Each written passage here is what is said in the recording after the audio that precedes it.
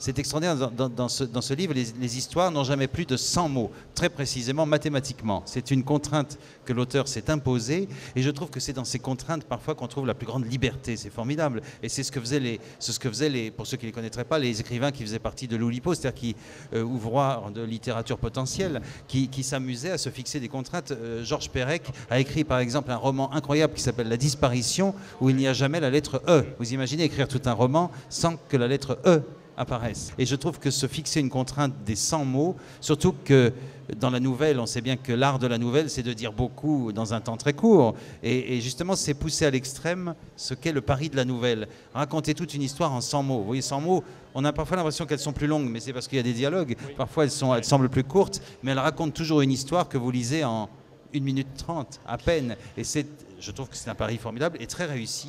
Et je ne peux que vous en recommander la lecture. Qu'est-ce qui s'est passé dans votre tête pour vous adonner à cet exercice? La contrainte est source d'inspiration. Et donc, par ce raisonnement-là, je me suis dit, voilà, je vais faire cette contrainte-là. C'est parti un petit peu au hasard. Au départ, je suis parti sur un texte qui était très court, une nouvelle que j'avais finie. Et bon, voilà, cette nouvelle n'était pas exploitable dans ce sens-là. Avec une nouvelle très courte comme ça, je ne pouvais pas la envoyer à une revue ou autre. Mais je me suis pris à compter les mots, et effectivement, ça faisait autour de 100 mots. Et après, donc, je l'ai réduite à 100 mots pile. Et donc, j'ai construit le recueil 100 nouvelles de 100 mots. Alors après, ce qui est très intéressant, c'est la construction des textes par eux-mêmes. On s'aperçoit, on voit toute l'importance d'un mot.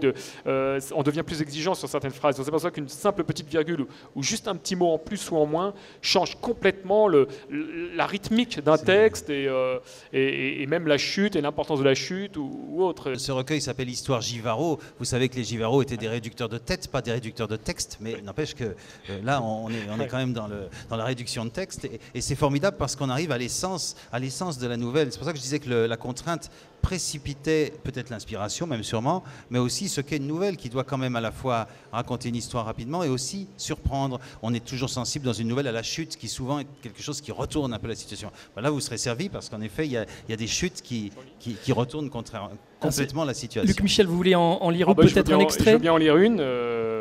Alors, je précise que ce n'est pas forcément autobiographique. Hein. Avec ma femme, ça fait 20 ans que nous sommes mariés.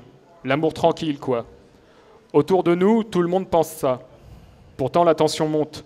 Je le sens, ça grossit. Je rentre, paraît-il, trop tard du boulot.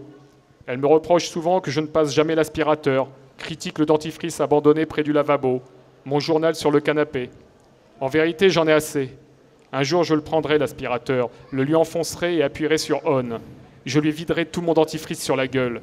« Chérie, viens m'aider !»« J'arrive, mon amour. » Philippe Grimbert, alors vous avez également l'ouvrage préféré de Luc Michel Foissier, La petite robe de Paul.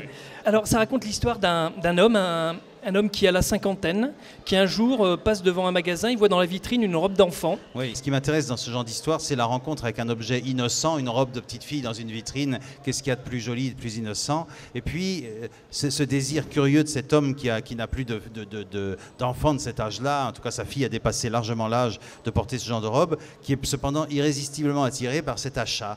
Et cet homme va rentrer dans le magasin, va acheter cette petite robe blanche parce qu'il la trouve poétique.